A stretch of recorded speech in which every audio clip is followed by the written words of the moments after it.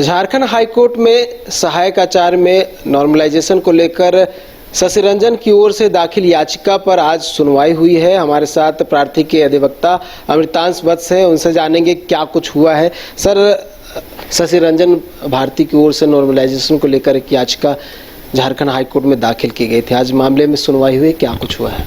आज मामले में आंशिक सुनवाई हुई। आज मामले का पहला दिन था, कोर्ट के सामने मैटर प्लेस किया गया और मामले की सुनवाई होने के बाद कोर्ट ने ऑर्डर किया कि 151 सीट्स को रिजर्व रखने के लिए पिटिशनर्स के नाम पे, जब तक यदि सीटें अभी नहीं भरी गई होंगी तो। 151 पिटिशनर्स थे उनके नाम। अच्छा, एक निर्णय इससे पहले भी आया हुआ था, 114 100 पारा और 14 जो है गैर पारा। मामला इसी से संबंधित था? मामला इसी से संबंधित था। मामला नॉर्मलाइजेशन को लेकर है। हम लोग ने नॉर्मलाइजेशन की जो प्रक्रिया जीएसएससी द्वारा अपनाई गई है उसको हम लोग ने कोर्ट के समक्ष रखा है और बोला कि वो एडवर्टीजमेंट से भिन्न है, नियमावली से भिन्न है। आपको नॉर्मलाइजेशन तब करना था जिस समय आपकी मेरिट लिस्ट प्रिपेयर हो, ना कि डॉक्यूमेंट वेरिफिकेशन के समय।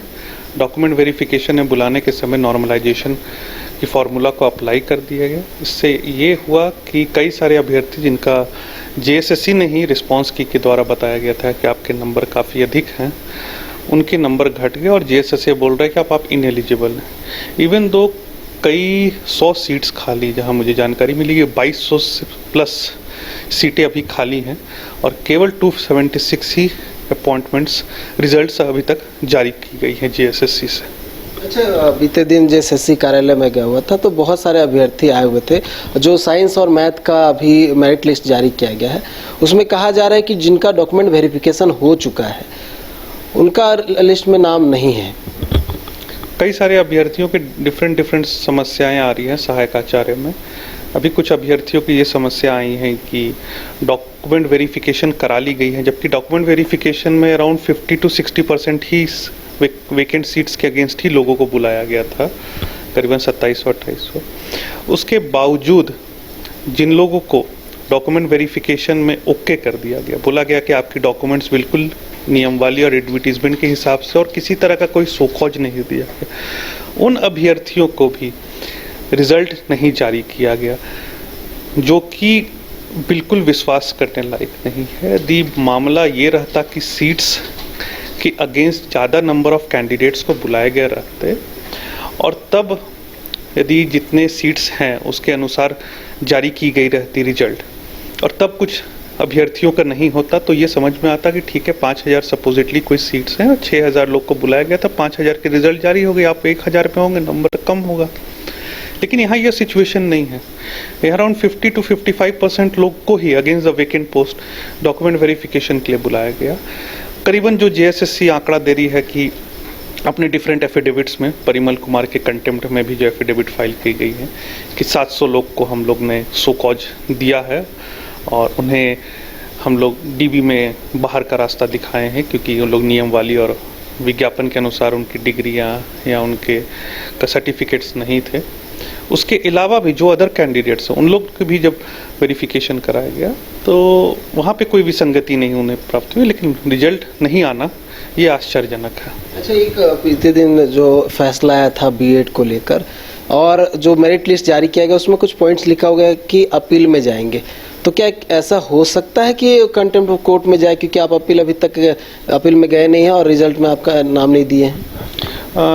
हमने जो रिजल्ट देखा है उसमें उस केस नंबर के साथ लिखा गया है कि जेएसएससी शायद अपील में जाएगी, बट उस केस में हमारे पास वो मामला नहीं है, किन्हीं अदर लर्नेड एडवोकेट के पास है, तो वो बेहतर जवाब वो दे पाएंगे इस मामले में, हम नहीं दे पाएंगे। अच्छा, बायोमेट्रिक का भी एक मामला है। बहुत सारे जो अभ्यर्थियों का रोल नंबर आया हुआ था, डॉक्यूमेंट वेरिफिकेशन में गया था तो बायोमेट्रिक का भी कुछ इशू आ रहा था, तो इससे संबंधित कोई जानकारी है?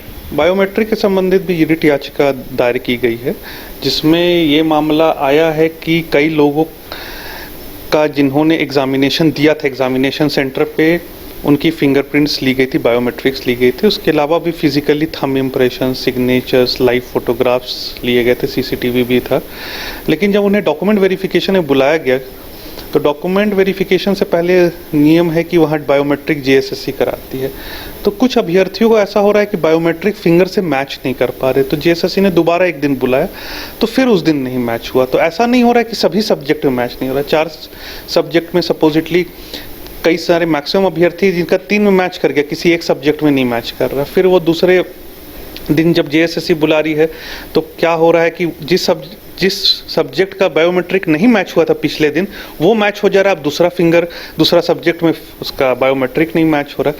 तो बेसिकली ये टेक्निकल ग्लिच है और इसको जेएसएससी मैनुअली वेरीफाई कर सकती है। उनके पास फोटोग्राफ्स थे, सिग्नेचर्स हैं, थंब इम्प्रेशन है, थंब इम्प्रेशन से तो वेरीफाई हो ही सकता है। तो उस मामले में भी रिट याचिका फाइल की गई। तो ये सब आप लोगों ने ग्राउंड दिया? हम लोग ने काम लिया है कि टेक्निकल ग्लिच है, अभ्यर्थी वही है, फोटोग्राफ्स हैं, जेएसएससी खुद इसका निरीक्षण कर सकती है। हम लोग इसमें ये नहीं बोल रहे कि किसी और से निरीक्षण कराए, जेएसएससी खुद निरीक्षण करे और इसमें फैसला ले, क्योंकि वो अभ्यर्थी हैं, सफल अभ्यर्थी। आप ही ने ही डिक्लेयर किया है। अब किसी टेक्निकल ग्लिच के कारण किसी अभ्यर्थियों को बाहर का रास्ता तो नहीं देखना चाहिए। जिसमें जेएसएससी की, जिसमें अभ्यर्थियों की कोई गलती नहीं है, वो मशीन की गलती है। मशीन की गलती का सफर किसी अभ्यर्थियों को नहीं दिया जा सकता। एक और मामला है जिसमें जो अभी मेरिट लिस्ट जारी किया गया है साइंस और मैथ का, उसमें ये कहा जा रहा है कि जो पारा शिक्षक हैं उन्हें गैर पारा में डाल दिया गया है और पारा शिक्षकों का जो सीट है वो रिक्त रह गया है। कई सारे क्लाइंट से मुझे ये जानकारी मिली है, जो हमारे यहाँ भी जिनकी केसेस हैं, कि इस तरह का रिजल्ट में हुआ है कि पारा का रिजल्ट नन पारा कैटेगरी में पब्लिश किया गया है, जबकि नियमवाली में साफ है कि पारा एक क्षैतिज आरक्षण के अंदर आता है, हॉरिजॉन्टल आरक्षण, और उसका सीट जो रिजर्व है 50%, वो रिजर्व पारा के लिए ही रहेगी। इन फ्यूचर यदि होता ये है कि यदि सीट्स नहीं भर पाती, तब स्टेट गवर्नमेंट के पास फिर फैसला रहता है कि उस बचे हुए सीट्स पर क्या की जाए। लेकिन ये कहीं से भी नियमवाली और एडवर्टीजमेंट में नहीं था कि पारा शिक्षकों की नन पारा में चयन होगी। यदि पारा शिक्षक, यदि कोई नन पारा में सेलेक्ट हुए हैं, तो ये नियमवाली और एडवर्टीजमेंट का वायलेशन है और इस तरह से करना जैसे गलत होगा। कई मामले को लेकर जो है सुनवाई होनी है, लेकिन आज एक महत्वपूर्ण सुनवाई हुई है और जो भी याचिका करता है, जिसमें शशि रंजन भारती समेत 151 अभ्यर्थी है, फिलहाल उन्हें राहत मिली है झारखंड हाईकोर्ट से। आगे आने वाली सुनवाई में देखने वाली बात होगी कि क्या कुछ होता है। लेकिन एक और याचिका जो है वो दाखिल की गई है, रिट याचिका दाखिल की गई है और इसके माध्यम से बताया गया है कि जो बायोमेट्रिक की समस्या थी, जिसको लेकर उनका फिलहाल रिजल्ट नहीं आ पाया है, तो उसको लेकर भी सुनवाई होने वाली है। देखने वाली बात होगी कि आगे होने वाली सुनवाई जो है उसमें क्या कुछ होता है और झारखंड हाई कोर्ट की ओर से क्या कुछ निर्देश दिया जाता है।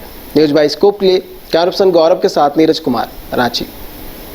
बायोम है सिर्फ मेडिकल प्रिपरेशन का संस्थान। बायोम बना फिर से एक बार रांची से नीट यूजी में सर्वश्रेष्ठ एवं सर्वाधिक रिजल्ट देने वाला संस्थान। 10th और 12th पास्ड स्टूडेंट्स के लिए नीट की क्लास जल्दी ही शुरू होने जा रहे हैं। Digital classroom, hitech library, individual doubt solving, updated study material, comfortable hostel facility और ट्रांसपोर्ट फैसिलिटी के साथ नीट क्रैक करने का सपना होगा और भी आसान। कॉल 7360066185 और visit Biome, circular road and Hinoo, Ranchi. H2O City, higher quality of living, a project by Anshul Homes.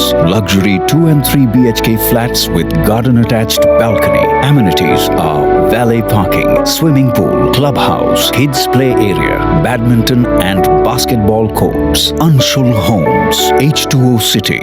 Deoghar के घोरमारा का सुखारी मंडल का शुद्ध पेड़ा बन गया है भोले के भक्तों की पहली पसंद।